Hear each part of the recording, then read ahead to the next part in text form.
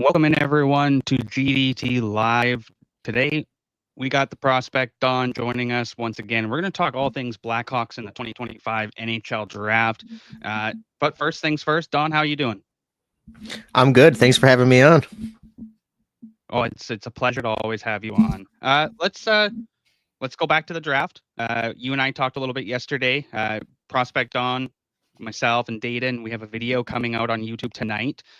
We did a 2019 redraft, which was a lot of fun. So check that out on our YouTubes and on our socials tonight. But let's chat a little bit about the draft before we get into some prospects. How was it for you? It was your first experience. What was it like for you going there?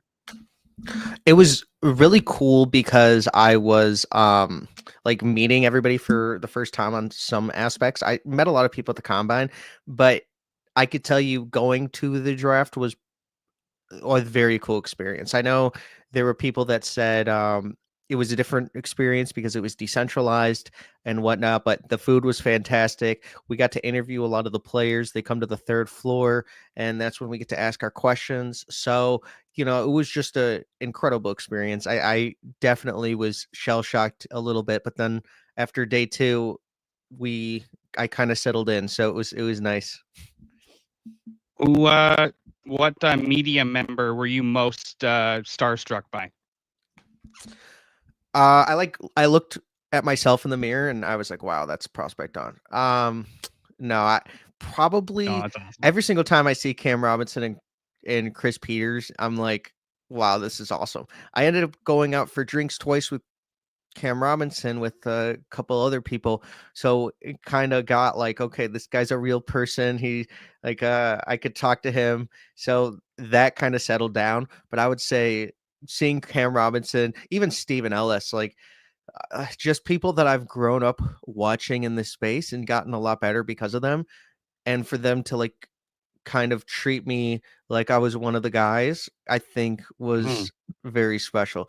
Like one of them, like there was a conversation I was having with some of the Sirius XM radio guys and then Stephen Ellis, and we were all drinking, and Chris Peters and Flo were all there, and they were like, you're sitting at this table for a reason. And I was like, no way, like that's incredible. Like, so yeah, I'm a fanboy with this stuff. I'm a draft nerd, so getting to see all these guys perform was incredible. And also, you know, Marco D'Amico and Cam Robinson, they had the Noah Dobson trade like a day before.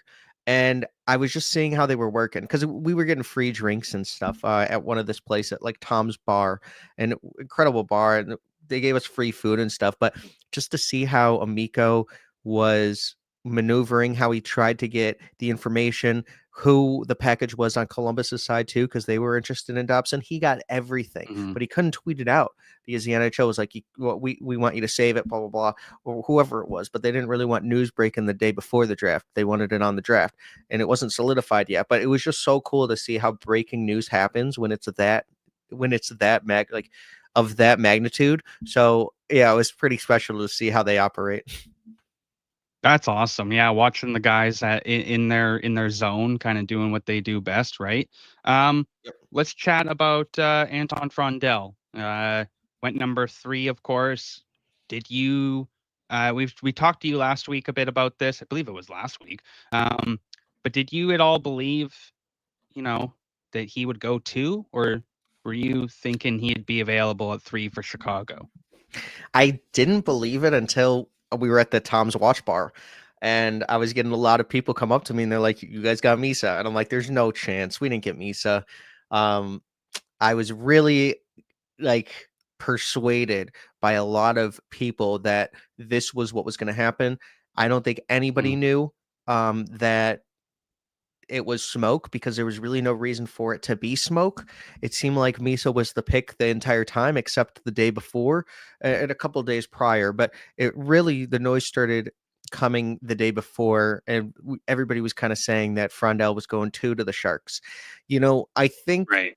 the Blackhawks are getting a really good player in Anton Frondell. He's a power forward. Victor Eklund, if you watched any of the games this year in the SHL or the second division, he was driving the play. But you got a guy like Connor Bedard that can also drive the play pretty well. So Frondell's going to be able to try to get a corner, like an basically an office, not a corner office like Ovi set up in, but it's going to be like a nice office. It's not going to be the corner with the great view, but he's going to be able to pot 30, 35, 40 goals in a season. This guy has an incredible heavy shot. The slap shot is one of the best. You saw his one-handed backhand that the video went viral. This guy, shoot, he is very talented. One of the best power forwards in this class, even though he's 6'1". So we were talking about Porter Martone, Roger McQueen, even though like Lyndon Lakovic, these guys aren't power forwards. Frondell at 6'1" uses his body a lot more. It's more, it's not like Brady Martin, but he's going to kill you if he's not getting the puck. He understands how to play multiple roles going into the SHL, playing against the men. I really like what the Blackhawks did because they took a safer pick here, even though I think, Desnoyers, Martone, or Hagens would have been a good pick. Like Frondell is a very safe floor play. He's going to be in your top 6. I could see him playing winger for Bedard's line. And if they're in the playoffs and Bedard's having a tough time in the faceoff dot, or you need somebody to win important faceoffs in the D zone, you could just slot Frondell in there to take those, put him out, push him out to the wing. So I think it was a really good play. And then I know we don't want to go in, but they took 2 grand slam swings at 25 and 29. So I like what they did. Go safer, take those grand slam swings. And Frondell was the smallest player we took this year in the draft at 6'1". So you know exactly what we went in to do. There was talk that we wanted to go get Cullen Potter, which obviously he fell. Rejny, Kindle went obviously a lot higher, but those are the guys that we kind of heard that they're not the best skaters other than Cullen Potter, but they're what the Blackhawks had kind of drafted recently. So I understood what they did. I understood why they didn't take Hagens. I understood why they didn't take Martone.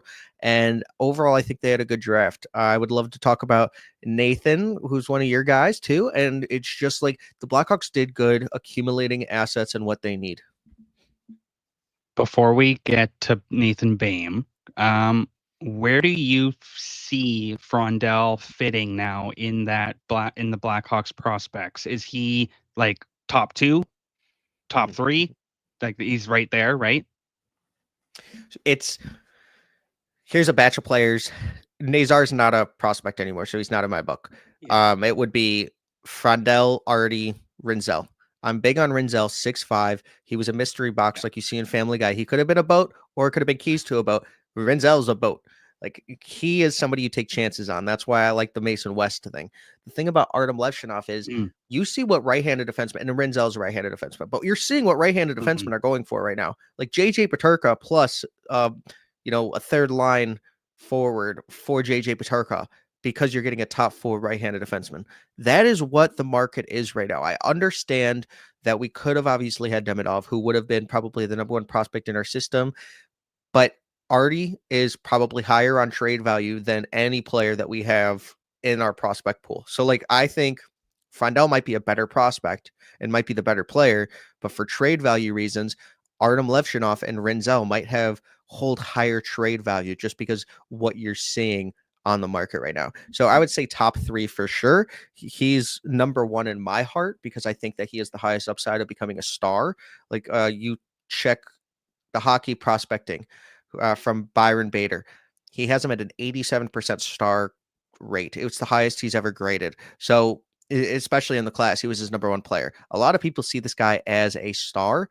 I think that he has that upside because if he's with a player like Connor Bedard, that's the perfect fit for him. You allow him to use his strengths. Connor Bedard needs to skate to the center of the ice, stay in the middle, take a hit to make a play, but he's going to be able to grow that. He's going to mature his body. And I think Frondell might be the perfect winger for Bedard. So I think he will slot into that, like Marian Hossa, even though they're not the same player, but like that Marian Hossa top line player where you're contributing, you're going to be both great on both levels of the ice.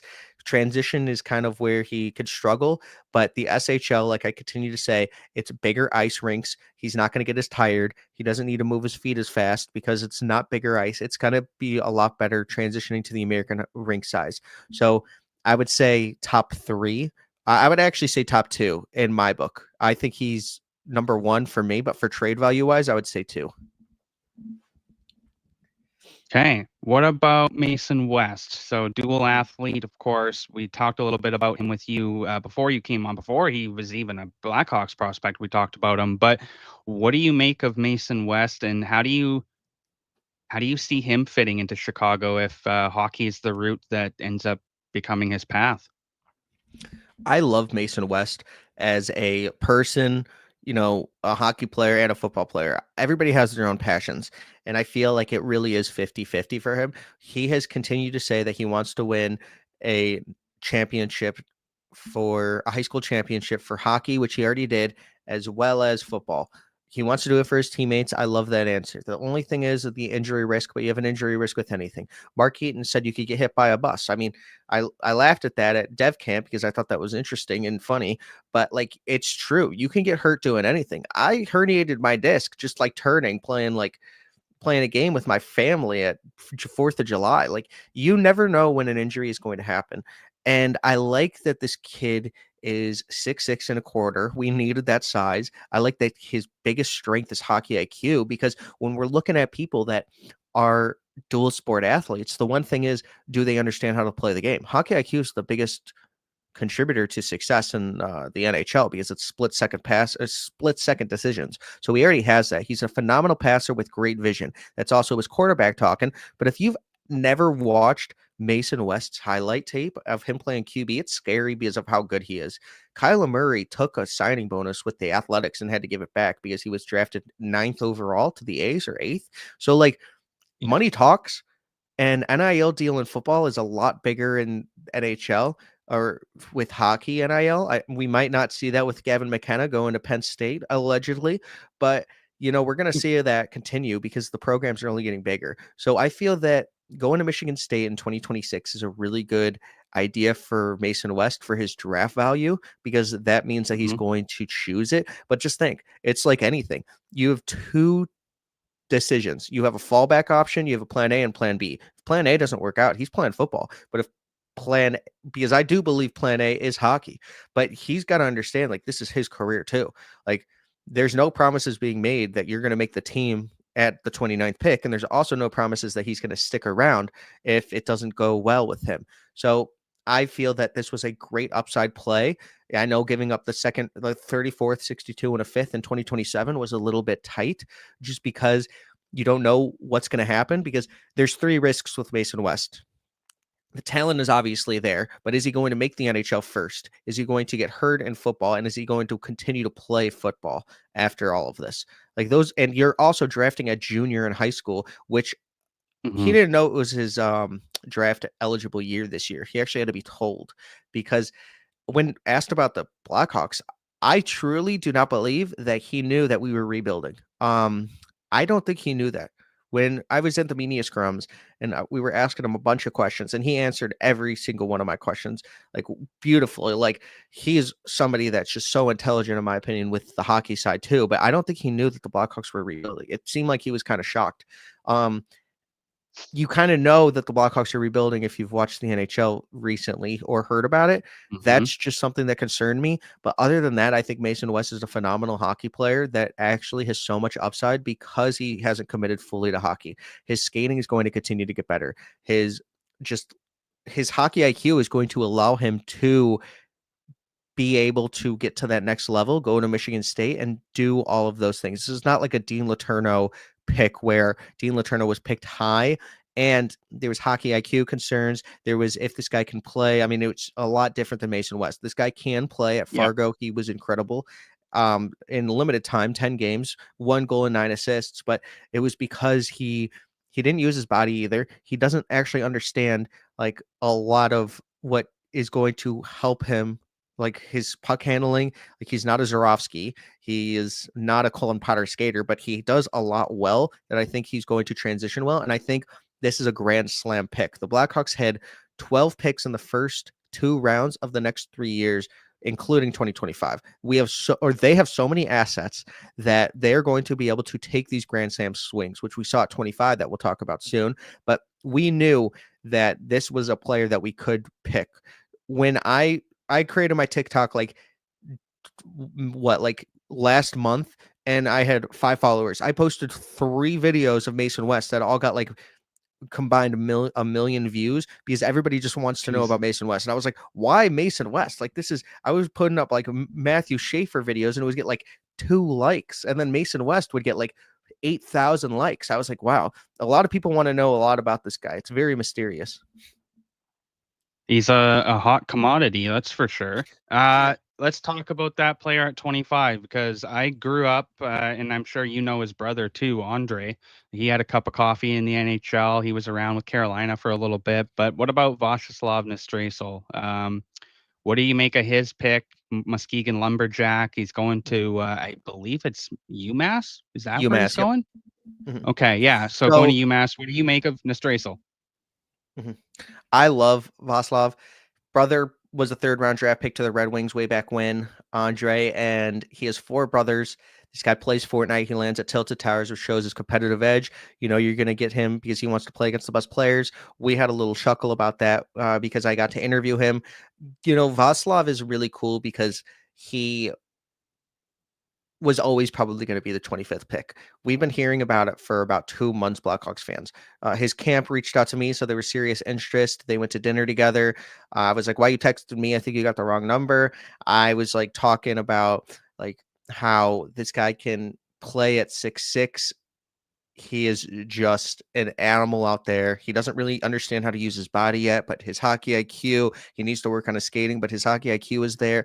He has a raw offensive potential that I think he could really tap into. His playmaking and vision is great. He was a major piece for them to why they won the championship with Muskegon this year. Ivan Ryabkin was overshadowed by Vaslav Nestrasil, I think, and that's why he went 62 and Vaslav went 25. I think that Tynan Lawrence also was their best player, but Vaslav was not far behind. Vaslav this last year played 8 games in the USHL and had 0 points. And then this year he just exploded onto the scene.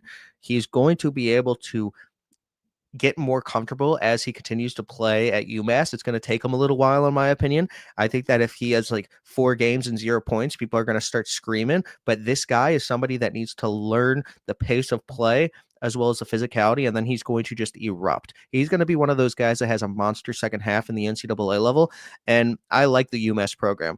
I mean, I did my article with him, and I asked him what his 5-year plan was, and he hadn't really like said he was going to UMass yet, and he said he was going to go to UMass, and I didn't realize that was breaking news at the time because I published the article, and I got like so many UMass people like, "Are you serious? Are you serious?" And the things I was like, I don't know what I did, but he is somebody that has been knowing that he was going to UMass for a very long time and has been trying to gain muscle and fill out that frame because he knows that's going to help him. The Blackhawks added 13.2 feet with Vaslav Nestrasil and Mason West with their last 2 picks.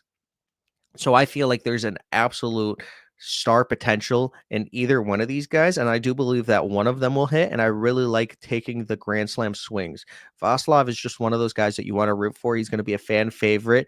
People are going to love this guy immediately, and I want to see him in the NHL. He's going to stay at UMass for 2 years, but I would love to see him in the NHL, AHL, like in 3 years. I feel like that would be a really good runway for him, and I could see him as a top 6 player. I think he has like higher upside than any player that we've taken in the last few years. So other than Bedard, obviously, and Frondell, but this guy has absurd upside. And he's been playing against Frondell since they were 9 years old.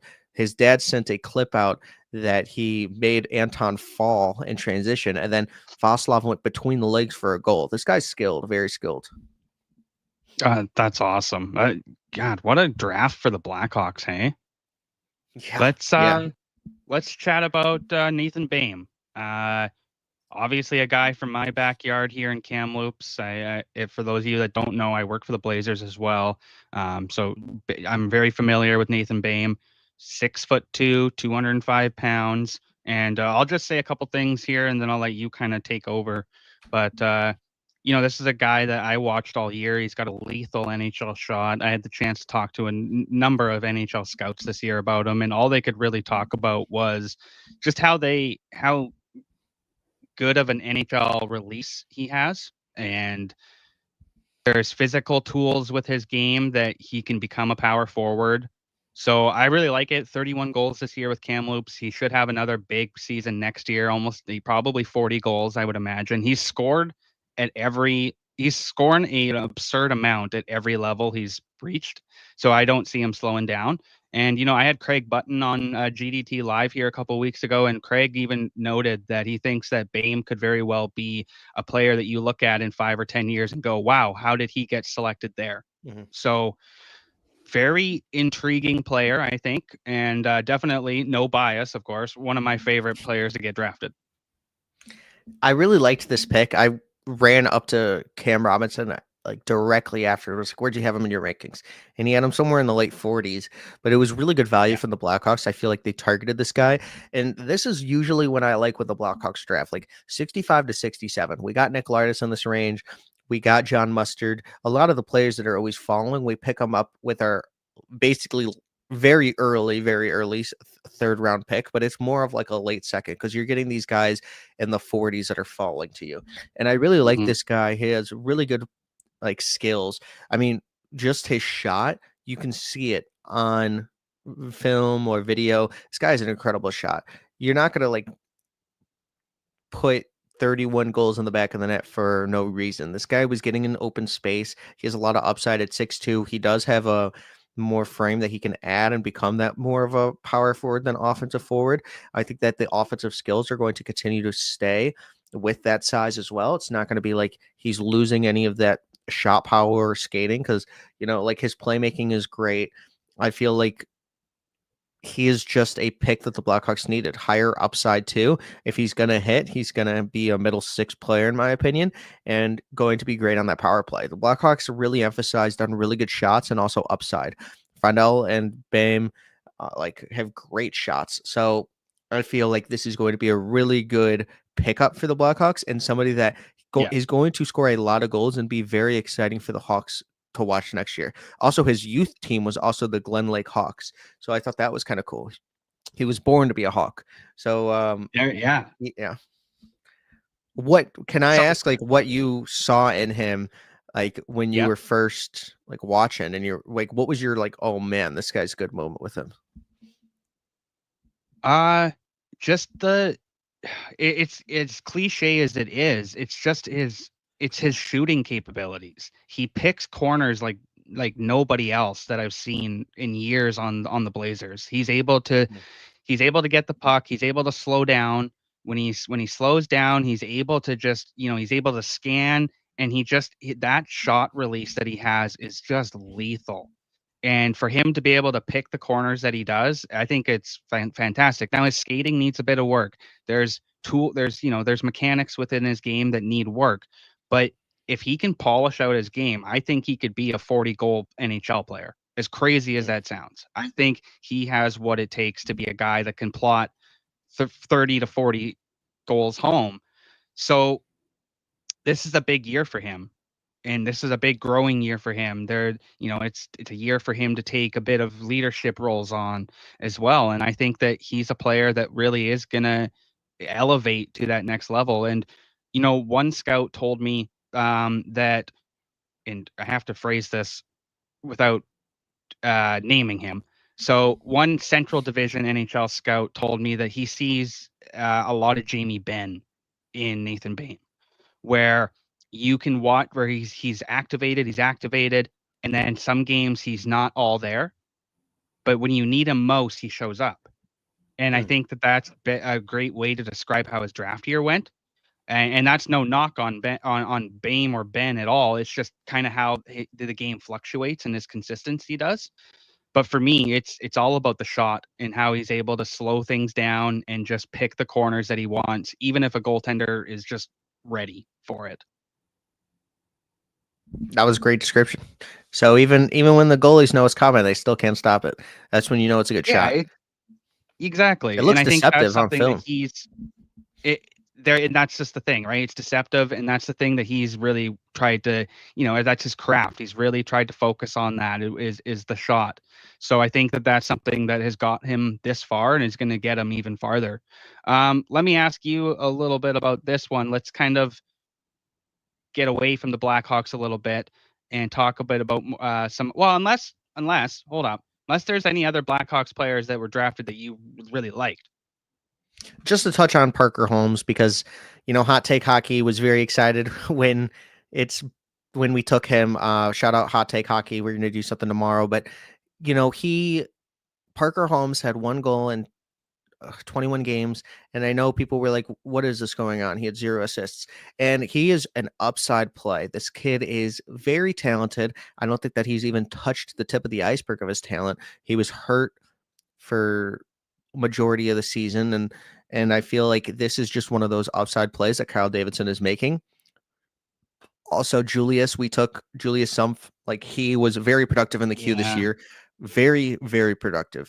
Obviously, he's on the older side at, I think, 20, but the thing is, like, it still doesn't matter. Like, this is kind of what you want to take in a draft pick. Also, the goalie, he MHL, I think he had a 943 save percentage. I'm not gonna lie, I've never really even watched this guy's tape. It was I was surprised that we didn't go from Louvre Harenstam in the round before, because Yeah. I did so much research on him, and we had a great interview. And I was really hoping Louvre went there, or Victor Klingsell, who are my 2 guys that I was really hoping. But I knew we were going to take a goalie in the later rounds. I didn't think it was going to wait till the last round. But it's something that you should do as an NHL team. Always take goalies, because you never know what's going to happen. If they would have done that with Adam Guyan, they would have had a free 35th overall pick, because he was undrafted the year before. And then in 2023, the Blackhawks took him at 35. I never would really take a player that's undrafted at that high, no matter who it is, unless he like is going to be projects as like a superstar, because like just from a value standpoint, it kind of hurts my heart a little bit. But when you take a goalie with a 943 save percentage in the MHL, you have to do that in the 7th round. You never know what you're getting. So those 3 players I just wanted to shout out there. But Yeah. I think the Blackhawks did fantastic with their first 4 picks. I don't think you could have gone in with better value, other than the Mason West 2 second rounders and 5th. But they knew somebody at the 30s was going to take them, or like early 30s. Mhm. So why not take that Mhm. swing? What do you give the draft class? What grade do you give the draft class? Yeah, I would say A- for sure. I don't Nice. really like, the thing about the Blackhawks is a lot of people would probably give them an A, or whatever it is. I think that they started out really hot with their first 4 picks, and then there was players on the board that I thought they could have capitalized on with value, and they just didn't take those. But it doesn't matter. Like, my board's different from their board. I would have probably picked a little bit different, but you're taking. I had Shane Malloy on yesterday, who was like the godfather of um efficiency, draft efficiency, and he's in a ton of books. And he was like, "Do you know how many times a star has the puck on their stick? It's 5% of every shift. So it's 5% of the entire game that they're playing." And if you're taking a player like Cam Schmidt, who I probably would have prioritized, or someone like LG Mooney, who I was a really good fan of, or Victor Klingsell, like, even there was a lot of players I can name. Like, but if if they don't have a good B game, then, and if their A game isn't translating, and they don't have the size, which is the C game, you're not gonna honestly succeed in the NHL. So I really liked Right. that conversation. It kind of changed my mind on a lot of this, where that's why Brady Martin went a little higher, because his B game is incredible, and his C game is his hitting, which he's going to be able to do, even though he doesn't have that 6'2" size. He hits like it. So you need players that play like that. And that's why the Panthers continue to win championships, because it's not who has the puck on their stick longer. Max, you have it for like 2-3 minutes. So when you look at it that way, I understand why the Blackhawks did what they did. That was perfect. Great analysis. We got a couple comments from the chat here. John Bankart wants to know who was the 69th pick. I looked that up. It was Hayden Papanakis, if that's how you say his last name. Went to the Habs, Montreal yep. Canadiens. So good for him. Yeah, Uh, big center, 6'5". yeah, plays for Kelowna. So was traded there during the Andrew Cristall trade. So he'll be playing for Memorial Cup this year. We also have another question from John. That's not it. That was. Are there any players in this draft or next year with similar numbers in net to Flower? Now, I don't actually know that. I don't know if you would either, Don. Um, I don't think there's going to be a Flower this year for Yeah. 2026. We would be hearing about him for 2 or 3 years if there was a goalie that good. Um, for what I know right now, there's like I feel that this year was probably a better goalie year in terms of depth. We could get somebody that Mhm. just like pops out that is incredible that you never see coming, but also like we Yeah. have no idea until that happens. Yeah, so I would say no because he was the number one pick, wasn't he? Or like so. Yeah. What do you make of Josh Ravensbergen going to San Jose? Or better question, did you have Pyotr Andreanov going before Ravensburg? No. Okay. Mhm. So I lowered like Andrianov right after he signed that deal to stay in Yeah. Russia till 2030. That didn't really make any sense to me that the Mhm. Columbus Blue Jackets would do that. I love that they got Jackson Smith. Incredible Yeah. value if he really was their fourth ranked player, which I do believe he was. A lot of like elite prospects had him at 6, so that's not really out of this world that he'd be their fourth ranked player. 6'3", a lot of offensive No. talent, but they could have taken somebody that like Lyndon Lakovic or at 14 to 20. I really thought Columbus was going to take him. I thought the lowest he could go is 20. They could have had, you know, a lot of players. Bill Zonin for one. I thought like I did not see Andrianov going that high, and I don't think it really he deserved to. I know that he had a phenomenal Gold Star camp, and a lot of people thought it was going to be Frolov who was going to go this high, but we were all shocked. I do not see a scenario where this was good value, but that they did what they did, and I feel like it allowed a lot of players to, or a couple players to fall, in my opinion. Ravensbergen I think had some issues this year, was a great in the WHL and is a good skater with that 6'5" size. So, but the thing is he wasn't spectacular and that's why he fell to 31. 6'5" goalies you can't teach size, but the thing is like Jack Mhm. Ivankovic who went 58, he definitely was more skilled than Ravensbergen and more cool, calm and collective in the net. I think that Andrianov should have probably gone somewhere in the 30s to 40s range, not 20. I think that was just tough to see. But Ravensbergen to the Sharks is really good value. They also took Simon Wang right after that, who they could have taken probably like at 30. So I think they got good value at 30 and 33 because Ravensbergen was Yeah. probably best player available. And I was shocked that the Predators didn't take a goalie in that spot because I know they took Mhm. Jack Ivankovic at 58, and his player comp is UC Saros. So obviously they got the player that they wanted. They're not afraid to take smaller goalies, and I think Jack is going to be an NHL player, very good one, 1A, 1B. But the Sharks know you need 2 goalies. They have Askarov, they have Ravensbergen, they have Harabel. They did really good at stockpiling these goalies, and could they have taken another position? I think so. But Ravensbergen was just falling. You have to take him. So I think he was always going to be like taken in the first round. I just thought he was going to be taken the number 1 player in the first round, like the first goalie. So Yeah. that was kind of Yeah. surprising. Is who who was the biggest surprise pick for you at the draft? Because I think for me it was Ben Kindle going as high as he did. No one helped their stock out more than Reggie and Kindle the last 2 months of the season because Kindle was on an It's true. absolute tear overtime goals. The guy had like 5 or Yeah. 6 overtime goals, especially in the playoffs. This guy was killing it. I had to sit down with him at the combine. This guy is incredible. He really understands hockey. I think he's a hockey geek, which also one of the players that is my most surprising pick is Lyndon Lakovic at 27 because I didn't think he was going to go that far. And Lakovic is a hockey nerd. So I really like when players are hockey nerds. I don't understand why Lakovic went where he did and Kendall went where they did because I feel like in they are similar tiers if anything, but I think Lakovic is a better prospect because he's 6'4", soft skill, and he doesn't play like a power forward, which if he puts that in his game, he's going to. So I feel like that was a little bit of a shock.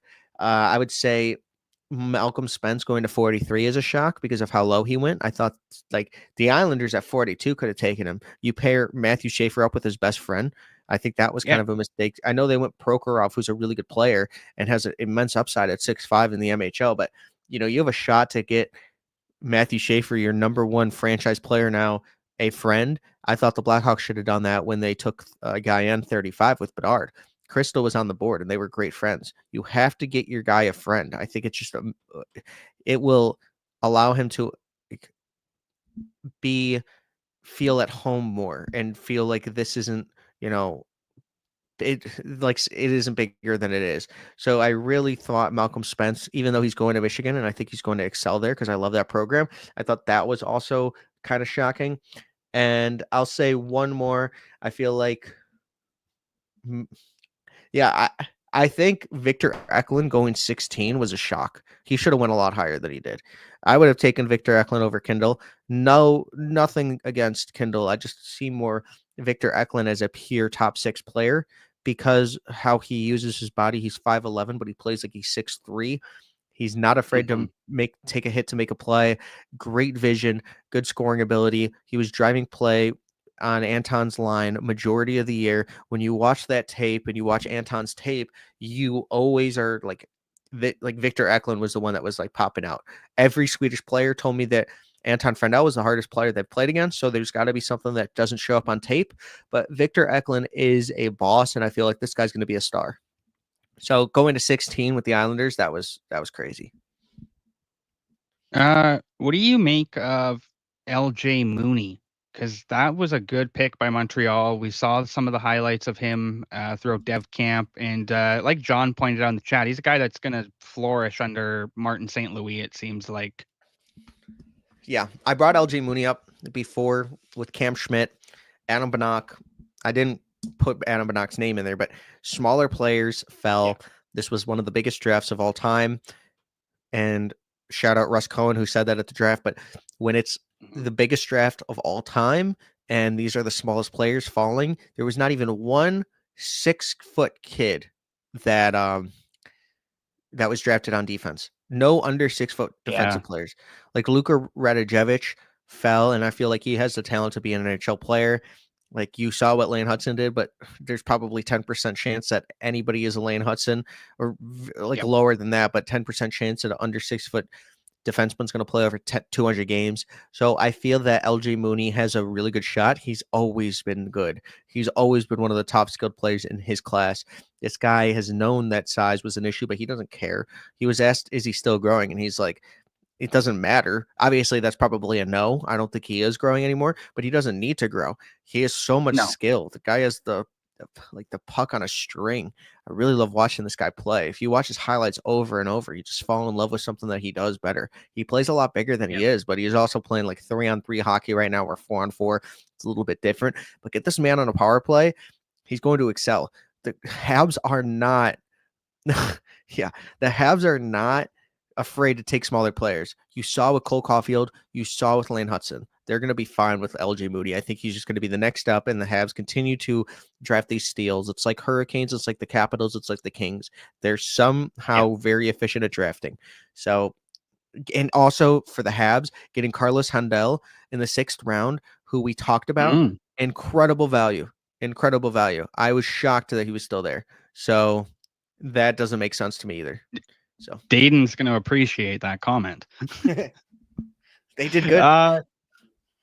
All right, one more before I let you go. You got a big interview here in 20 minutes. Do you want to tell the people who your interview is with? Um, You don't have to. I put you on the spot. No, I have a trouble saying his last name. So, can Glenn you say? Heffron. Yes, Glenn Heffron. There you go. Yeah. So friend of the USHL show. president commissioner. Yeah. Yes. So Prospect Very Don's big. going to be chatting with him. It's going to be a good talk for him. But yeah, one more here before we let you go. Who won the draft? Was it the Islanders? So this is tough. Like I feel like Islanders, Flyers, Sharks, like even the Habs, they won draft they weekend because of the Dobson thing. But I'm gonna say it's in a tier. because I truly don't know who won, but Flyers getting Zegras and 5 NHL players with their second round picks because of Carter Amico, Jack Murtagh, Shane Van Sage, and then Matthew Guard, who I really like. Matthew Guard, 6'5" center, Mhm. played really good. You can put him at your power play 2. If there was a power play 3 option, you put him there, screen the goalie, but there's not. This guy is going to be really good. Jack Murtagh, I really did like. I thought he could have went in the 30s. Carter Amico, I thought was really good too. So I'm going to say there's 4 teams that are in that tier 1 list, and I think the Blackhawks are also in that A tier list. So it's going to be the Flyers, Islanders, who did incredible. Like, the Islanders got so many assets from that Brock Nelson trade, where you get Cullum Ritchie and a 2026 first, and you basically replenished your entire prospect pool in one draft. That's how they do it. That is the model of what rebuilding teams and retooling teams should do, is what the Islanders just did. I think that the Blackhawks, the Capitals did really well too. I mean, getting Lyndon Lakovic at 27 and then 37 Milton Gastrin, like, even if Yeah. you don't have a lot of picks, if you're getting value with your picks, that's a win. So just teams that I think won the draft are like Islanders, Blackhawks, Capitals, Flyers. The Predators did a pretty good job. Um, I know I'm forgetting somebody, but Yeah. the Hurricanes did pretty good because they were at 29 and then got like 3 second rounders for it. So basically continue to trade back. I would say those teams. I like what Boston did with getting James Haggins, William Moore at 51. Mhm. Liam Pettersson was pretty good. I think that they kind of reached there, but that's still a good pick just to get a D every year in the SHL. So I like what those teams did. I really do think that a lot of teams replenished their prospect pool very well. And also Dallas Stars with their first pick took Cam Schmidt. I don't think they ever thought he was going to be there at 94. So I know their people are very excited to get him too. Are teams ever gonna learn about drafting small players and passing on them? Like Dallas may as well have just gotten their next Logan Stankoven Yeah. Yeah. in the in the sense of the word, but you gotta the whole players are small thing is that ever gonna not be a thing, you think? I believe that any player drafted has like a 50% chance after the later rounds to even get NHL games. And then that lowers into, I think, 4th to 7th round, it's 15% to play 200 or more games. And the percentage on players, it's a flip of the coin. So what I believe you should do is take skill and talent regardless. Because why are you going to draft a 3rd line player or 4th line player when they have almost nearly the exact odds of hitting 200 games than a skilled player that is smaller? You need to look at Yeah. this as an asset. You're drafting for other teams too. Shout out Shane Malloy, because these are all assets. You see what you can get on the open market and free agency now. It's not a lot and you're overpaying. So what you need to do is get players with trades, and how you get them is assets, draft picks, and young players. You have to get the players with the most upside that are going to make the best highlight goals, and not the highlight goals, but he's going to be the talk of the town in that starts prospect pool for a little while now. If they would have taken somebody with less skill, that's not going to like create as much hype. It's going to be a little worse. So I feel like you take the players with the highest upside, even if they're smaller, and then you just go with it and see what happens, because any of these players could bust. I mean, we saw many players that were drafted in the top 3 bust. So not in this class, obviously, but we've seen it happen. I think you just have to take skill into account, hockey IQ, skating, and if they can actually do well with open space and put them on the power play, get them comfortable. There's a way that you can like ace a draft, but you have to see it in the next 5 years, because there's always going to be a player that we weren't talking about that hits. So thank you for Big Willie Styles. That was awesome. But yeah, I feel like everything's an asset. You have to think about it as a business. The best important part of a team is your leadership team, and then you have to have things in place like coaches, coaching staff, and sometimes you're picking for the next regime, because like coaches only have 2.4 years on average to succeed. A lot of these guys take Mhm. 3 or 4 or 5 years. So you can never I never think you should pick for a coach. I never think that you should pick for need. I think you got to take best player available on your list every single time and what it means to be that kind of player in your organization. Because like the Sabres, they're picking players that they've always picked. So it's very hard for them to Yes. trade them. And then when they trade them, they always lose the trade. Like Dylan Cousins. I mean, you could go on and on. Like Paterka. So it's very hard. You got to pick players that other teams are going to like. Like the Vegas Golden Knights do it well. Like they pick best player available on people's lists, and then they trade them. That's kind of what you need to do. Like every player on your system is an asset. Some of them are untradeable, some of them are tradable, but you need the right price. All prospects need, and these draft picks are all valued in a certain way. You need to take best player available with the most skill every single time. Cam Schmidt, if he makes it, he's going to be in the top 6 because he just won't be able to contribute on the 4th line. And maybe he's a 3rd line player, but it's going to be a higher skilled 3rd line. And if you're a 3rd line player and you're Cam Schmidt, that means you're a championship team. But in the playoffs, you might have to put them on the 2nd line because they're just going to outmuscle you. So it is hard. Same with LJ Mooney. That top 6 is loaded at the Habs, but there's a reason why they took LJ Mooney, because you never know what's going to happen with any of their other players at top. You just have to take best skill. And that's why I like what teams do, like the Capitals, the Habs, they seemingly take best player available no matter what. I know the Reinbacher thing, but also that fit a need, and you're seeing what right-handed defensemen are doing now in the trade value. Everything's for trade value. So that's kind of how I see it. Fantastic analysis. Well, Don, you are the best, man. Seriously, thank you so Thanks. much for joining us again today. Everybody go check out the Prospect Don over on YouTube and on Twitter X, and make sure you guys check out his latest interview, which will be coming out, I'm sure, this week with Glenn Heffron. But again, thank you so much, man, for joining us, and enjoy your day. Yeah, thanks for having me.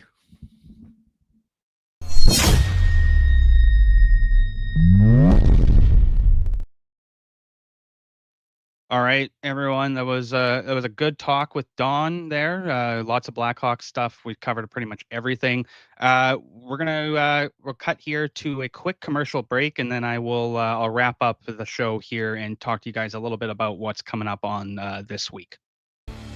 Looking for a new way to quench your thirst? Game Day Tarps is now an official Quench affiliate. Head on over to quench.ca/GameDayTarps podcast and use our code GameDayTarps podcast, all caps, all one word, for 15% off your total order. Stay cool this summer with the #1 sports drink on the market. Stay quenched. Is the off season bumming you out? Yeah.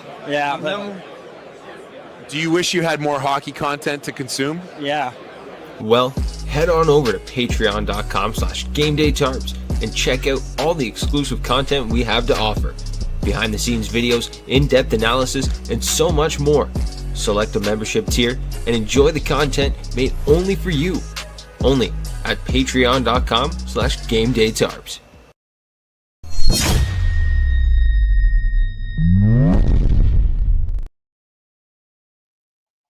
Make sure you guys go check out Quench, and you guys go check out our Patreon, and you can check out some exclusive stuff over there. But without further ado, I think I didn't mean to say that, but I think that wraps up the show. We got a busy week ahead. A couple NHL players, former NHL players, one current NHL player coming on the show this week. We also have a couple other people from around the network, around the Nation Network, coming on the show as well. So a loaded week ahead here for GDT Live. But thank you guys, everyone, for tuning in today. Be sure to check out our YouTube. Hit the like button, subscribe over there. You can follow me on Twitter X over at Colton R. Davies. Make sure you check out the Prospect Don as well. Fantastic interview with Don. He's always the best. But again, guys, look forward to seeing you tomorrow at 11 a.m. Pacific time, 2 Eastern. See you tomorrow.